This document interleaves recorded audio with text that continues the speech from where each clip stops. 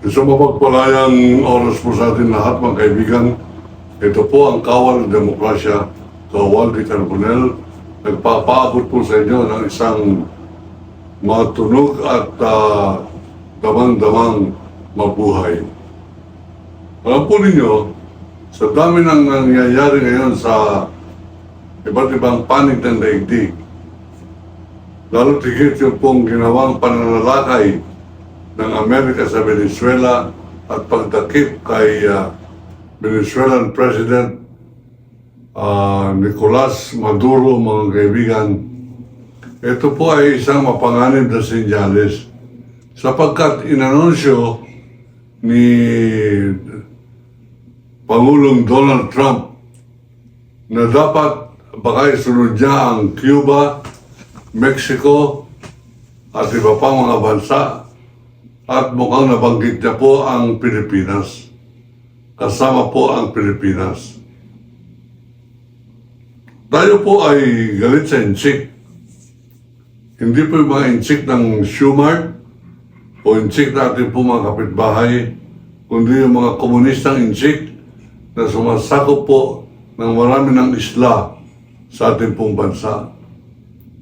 Tayo po ay galit sa kanila sapagkat sa pilitan ang ginagawa po nilang panghihimasok sa ating bansa. Hindi po natin nilalayo na yan po ay kagustuhan ng China sapagkat meron po sila nakikitang malaking likas yaman ng ating bansa. Bukod sa ito po ay strategically located international waters or road na mga iba't ibang kalakal sa buong mundo, ay gusto pong kontrolin ito ng dalawang nag-uumpugang superpower. Yung superpower, ang ibig po sabihin niyan ay pinakamakapangyarihang puwersa sa buong mundo. Sino po yan? Amerika at China. Tayo po ay hindi po masyado nagagalit sa mga Amerikano sapagkat mabata pa po tayo, parang hinubog na ang ating pong pag-iisip na ang mga Amerikano ay dakila at kahit na anong away ng mga Amerikano, isinasama po ang Pilipinas. Katunayan sa ating pong batas, Commonwealth Act, nandiyan po ang panunumpa ng isang mamamayan na Pilipino na gusto maging Pilipino na nagsasabing, kinikilala ko habang sila po'y nanunumpa na sila ay magiging mamamayan ng Pilipinas, Citizens Oath of the Philippines. Nandun po yan sa third paragraph nakalagay, I recognize the supremacy of the United States in the Philippines. Kinikilala ko ang kapangyarihan ng Amerika dito sa Republika ng Pilipinas. Mali po yan. Yan po nilalabanan ng UP, yan po nilalabanan po ng mga aktivista. At Amerika ang nagturo sa ating mga leaders na pag ikaw ay lumalaban sa interes ng Amerika, ikaw ay makakaliwa, o ikaw ay makakomunista, o ikaw ay maka-NPA. Hindi po natin kasalanan yan. Yan po ay hinubog, yan ay dinikta ng mga Amerikano sa ating pong mga opisyal at kasama na rin ang ating pong sandatahang lakas.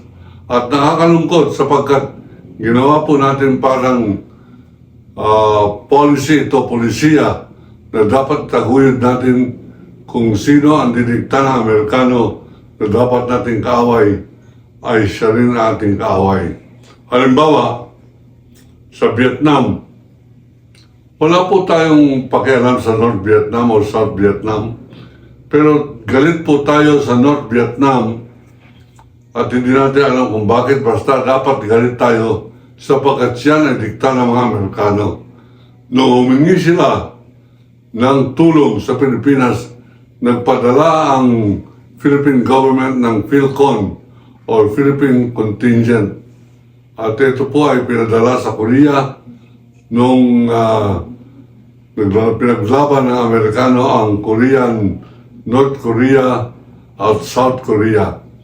Noong Vietnam, nagpadala rin po tayo ng PhilCAD, Civic Action Group, Philippine Civic Action Group, PhilCAD, upang lumaban sa giyera laban sa North Vietnam.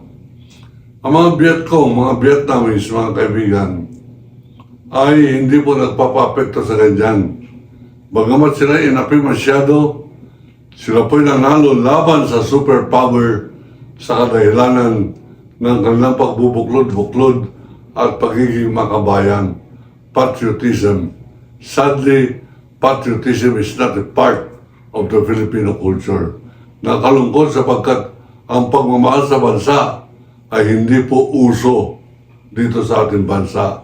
Pag mahal mo ang bansa mo, ang tingin sa ikaw ay makabayan black or ikaw ay makakomunista. Sa akin pong tingin, baliktad. Dapat ang majority ng congressman ay makabayan. Dapat mahal nila ang ating pong bansa. Dapat sila makabayan at hindi yung pong minority na sila Franz Castro, Sara Elago, Nery Colmenares, Coconte, Saturo Campo, Liza Masa. Lahat po yan, mga nagmamahal sa bansa, ngunit hindi po uso sa Pilipinas ang magmahal sa bansa. Pag ikaw ay tunay na nagmamahal sa iyong bansa, para kang aktivista, ang utak mo ay progresibo, para kang Risa Ontiveros, para kang Nery Colmenares, para kang Catriona Gray, para kang Angel Locsin, at therefore, ikaw ay kandidato laban na dapat labanan ng NTF-ELCAT, National Task Force to End Local Armed Conflict, ELCAT. Mga kaibigan, ating pong binabalaan ang ating pong mga mamamayan na yung ginawa sa Venezuela, maaari rin gawin sa atin. Hindi lamang na Amerika, kundi ng China. Sapagkat hindi po tayo naninindigan, hindi natin pinapakitang tayo naiinis, hindi tayo nagpapakitang tayo nasasaktan. Pag inaapi ang ating mga manggaga, ang ating magdaragat, abay tayo nag-aaway at narinig pa natin ang mga senador natin o kongresista kumakampi pa sa mga inchik. Meron isang congressman, Marcoleta, naging senador. Abay, hayagan in public, sabi niyang ang West Philippine Sea ay kathang-isip lamang. Traidor! Traidor na Marcoleta ito, mga kaibigan. At meron din tayong Robin Padilla na nagsasabing, ano mapapala natin pag-aawain natin mga inchik? Inuulit po natin. Hindi tayo nakikipag-away sa insik, pero pag tayo ay aangal, ang ating pong mapapala ay ating pong dangal na tayo pala ay marunong magrespeto sa ating integridad bilang mga mamamayan. Ang tawag po dyan ay integrity o pagpapahalaga mo sa iyong pagkatao, pagpahalaga mo sa dignidad ng iyong lahi. Eh pagka walang ganyan, sapagkat ikaw ay Robin Padilla, na kahit na bugok ka, kahit na bad boy ka, sapagkat sikat ka at magkapal ang iyong bigote, iboboto ka ng mga tangang Pilipino. Opo, hindi po humihingi ng tawad. Tinatawag ko pong tanga. Lahat ng bumoboto ng mga Lito Lapid, Bong Revilla, Robin Hood Padilla sa ating politika. Lahat po yan ay bugok o walang pagmamahal sa ating po sariling bansa. Kaya nga po, kung tinatanong po tayo ng ating mga matalik na kaibigan, meron po ako isang matalik na kaibigan na talagang gusto niya akong payuhan na mabuti.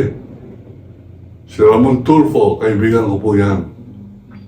Bagamat member po yan ng mga Tulfo Brothers, hindi ko po didiscusin dito ang mga anomalya nila, sapagkat kaibigan ko po yan. Ang sabi niya sa akin, nagmamalasakit siya. Nung lumabas ang aking pong libro, itong A Country Run Like Hell, tungkol sa makabulastugan at krimen ni Rodrigo Roa Duterte, aking pong journalize o inilatag ko po yan sa literature ng aking pong aklat. Abay, pinayuhan po ako, sabi niya, Pare Waldi, bakit mo inuuntog ang iyong ulo sa pader? Ano ibig mo sabihin? Pader yan si Rodrigo Duterte. Kinakalaban mo, presidente, kumakasagapat sa kanyang hamon. Ang puwersa yan, grabe. Mga kaibigan, nagpapasalamat po tayo sa malasakit ni Montulfo. Pero nung hinakot na ni General Torre si Digongong Duterte patungo po sa aeroplano magdadala sa kanya sa Hague, nandun ang mga Interpol upang siya ay escortan. Abay, ang sabi ko, nasa na ngayon si Montulfo? Ipapakita ko sa kanya na nabasag din yung pader pero walang galos ng aking pong ulo. Yan po ay tulong ni Allah. Ganun pa man, tayo po ay nagpapasalamat sa marami pong mga nagmamalasakit sa akin. Meron pong isang tumawag po sa akin, hindi ko pa alam kung meron akong permiso na banggitin ang kanyang pangalan. Siya po ay si Ginoong Oscar Rillama Rigalorio ng Cabuyao, Laguna. Ang sabi niya, Kawaldi, narinig ko na ginawa mo ng foundation ang Kawal ng Demokrasya. Nais ko maging miyembro. At ang sabi ko, edi text nyo naman sa akin ang inyong full name, edad at address. At pagkatapos mag-usap po tayo. Sapagkat hindi po biro itong ginagawa namin ng Kawal ng Demokrasya, gagawin po namin foundation.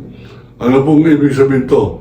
Papagtibayin po namin ang pagsasama-sama ng lahat ng subscribers ng Kawal ng Demokrasya.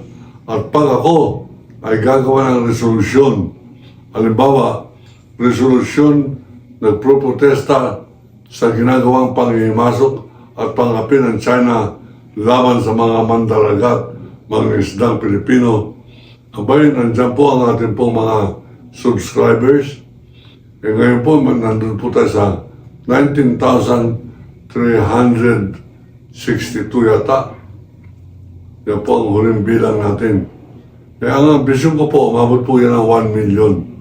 Kaya po yan sapagkat meron isang vlogger, si kaibigang Jay Sangkay. 1,600,000 ang kanyang subscriber. Ako po ay 119,300. At ino-operate pa po tayo ng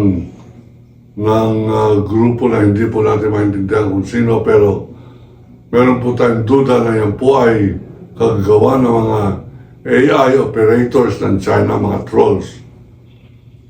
Binabawasan po nila, nababawasan po ang ating subscription. Kaya lang, meron naman ako mga tinatawagang kaibigan na para malaman ng China na baliwala ang kanilang ginagawa. Tumatawag ako, sinabi ko, magkampanya nga kayo ng 10 bagong subscriber ngayon, mabawasan man ako ng mga 10 din. Tuloy po ang ating paglago. At ito po ay ating pong in-institutionalize. Lahat po ng mga nais po maging member ng ating pong Kawal ng Demokrasya Foundation. Ito po ang aking pong telephone number. Magkaisa po tayo, pagtibayin ang ating paninindigan at aking pong ilalad sa inyo ang kartilya ng Kawal ng Demokrasya na para po tayo magiging tinig ng Kongreso ng mga taong bayan, Kongreso ng ordinaryong mga mangingisda, ordinaryong mga kababayan natin. Ito po ay tinatatag natin upang pagtibayin ang ating pong sagisag ng kawal ng demokrasya bilang paninindigan ng mga makabayang Pilipino na nagnanais ng agarang pagbabago at saka pagtibayin ang ating paninindigan na sulong ang ating pong kontra-dinastiya politikal at kontra fake news o kontra DDS trolls. At higit sa lahat, tayo po'y maninindigan laban sa panghimasok ng China dito po sa ating bansa. At pag diyan po ay na-institutionalize natin o napaghalat natin, abay, ultimong Amerika ay mag-iisip, hindi natin pwedeng gawin ang ginawa natin sa Venezuela sapagkat merong kawal ng demokrasya maingay. Marami sila, subscribers lamang nila, 1 milyon na. Isipin nyo yan. Yan po ang ating pong hinihiling sa inyo, mga kababayan.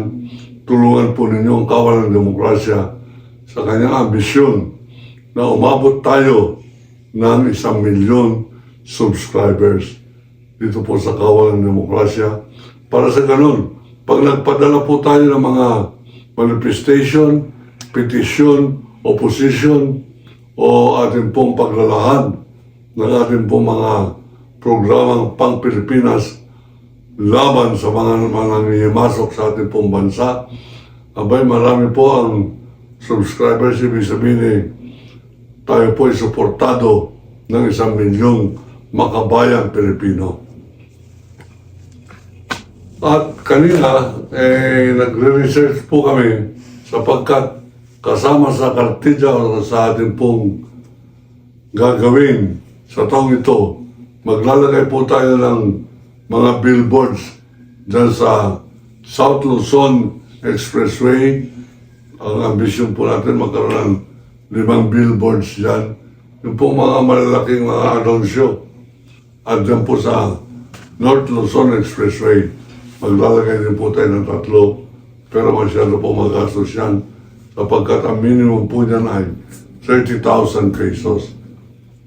At umaabot po lang minsan 500,000 pesos.